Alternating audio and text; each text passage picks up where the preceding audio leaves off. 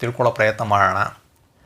ಅವರು ಹೇಳೋದ್ರೊಳಗೆ ನಿಮಗೆ ಯಾರ ವಾದ ಅಥವಾ ಯಾವ ಮತ ನಿಮಗೆ ಸರಿಯಾಗುತ್ತೆ, ಅಂದರೆ ನಿಮ್ಮ ಮನಸ್ಸಿಗೆ ಸಮಾಧಾನ ಕೊಡುತ್ತೋ, ಅದೇ ಪರತತ್ವ ಅಂತ ಅನಿಸುತ್ತೋ ಅಂತಹ ಮತವನ್ನು ನೀವು ಅವಲಂಬಿತರಾಗಬಹುದು ಅನ್ನೋ ರೀತಿಯಲ್ಲಿ ಹೇಳ್ತಾರೆ. ಸರಿ ಅಂತ ಈ ವಲ್ಲಭ ದೇವನು ಅದಕ್ಕೆ ಒಪ್ಕೊಳ್ತಾನೆ.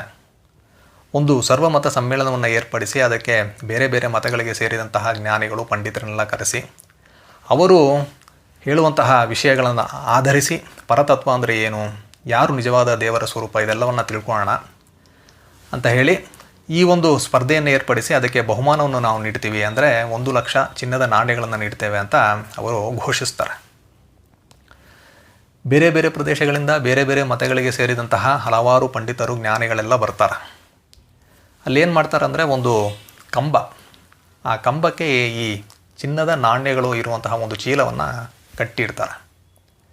ಈ ಬಂದಂತಹ ಜ್ಞಾನಿಗಳು ಪಂಡಿತರು ಅಂದರೆ ಬೇರೆ ಬೇರೆ ಮತಗಳಿಗೆ ಸೇರಿದವರು, ಶೈವರು, ವೈಷ್ಣವರು, ಈ ಗಣಪತಿ ಉಪಾಸಕರು, ಸೂರ್ಯ ಉಪಾಸಕರು, ಜೈನರು, ಬೌದ್ಧರು, ಹೀಗೆ ಹಲವಾರು ಮತಗಳಿಗೆ ಸೇರಿದಂತಹ ಬೇರೆ ಬೇರೆ ಜ್ಞಾನಿಗಳು ಪಂಡಿತರೆಲ್ಲ ಅಲ್ಲಿ ಬಂದಿರ್ತಾರೆ. ಒಬ್ಬೊಬ್ಬರೇ ತಮ್ಮ ವಾದಗಳನ್ನು, ತಮಗೆ ಗೊತ್ತಿರುವಂತಹ ವಿಷಯಗಳನ್ನು, ದೇವರ ಸ್ವರೂಪದ ಬಗ್ಗೆ, ಪರತತ್ವದ ಬಗ್ಗೆ ಅವರು ರಾಜನ ಮುಂದೆ ಹೇಳ್ತಾ ಹೋಗ್ತಾರೆ. ರಾಜ ಎಲ್ಲನೂ ಕೇಳಿಸ್ಕೊಳ್ತಾನೆ. ಆದರೆ ಇವರು ಯಾರ ಒಂದು ಪ್ರತಿಪಾದನೆ ಏನಿದೆ ಅದು ಸಂಪೂರ್ಣವಾಗಿ ಅವನ ಮನಸ್ಸಿಗೆ ಸಮಾಧಾನ ನೀಡೋದಿಲ್ಲ. ಎಲ್ಲೋ ಏನೋ ಕೊರತೆ ಇದೆ ಅಂತ ಅನ್ನಿಸ್ತಾನೆ ಇರುತ್ತೆ. ಯಾರ ವಾದನೂ ಒಂದು ಸಮಾಧಾನವನ್ನು ನೀಡ್ತಾ ಇರೋದಿಲ್ಲ.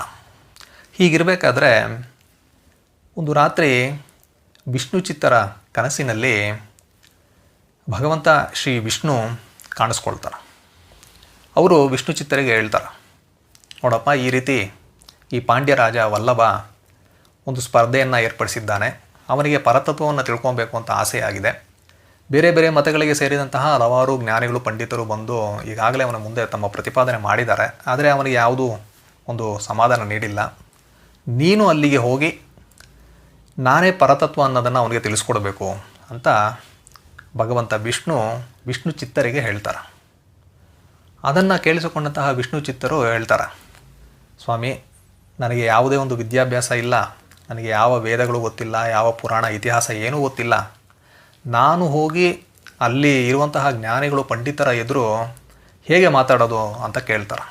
ಆಗ ಶ್ರೀ ವಿಷ್ಣು ಹೇಳ್ತಾರೆ, ನೀನು ಅದೆಲ್ಲ ತಲೆ ಕೆಡಿಸ್ಕೊಬೇಡ, ನಾನಿಲ್ವಾ, ನಾನು ನೋಡ್ಕೊಳ್ತೀನಿ, ನೀನು ಅಲ್ಲಿ ಹೋಗು, ಮಿಕ್ಕಿದೆಲ್ಲ ನಾನು ನೋಡ್ಕೊಳ್ತೀನಿ ಅಂತ ಹೇಳ್ತಾರೆ. ಸರಿ ಅಂತ ದೇವರೇ ಹೇಳಿದ್ದಾರೆ ಇನ್ನೇನು ಅಂತ ವಿಷ್ಣು ಚಿತ್ತರು ಆ ಒಂದು ಸಭೆಗೆ ಹೋಗ್ತಾರೆ. ತುಂಬ ಅಂಜಿಕೆ ಹಾಗೂ ಗೊಂದಲದಿಂದನೇ ಹೋಗ್ತಾರೆ ಅಲ್ಲಿಗೆ.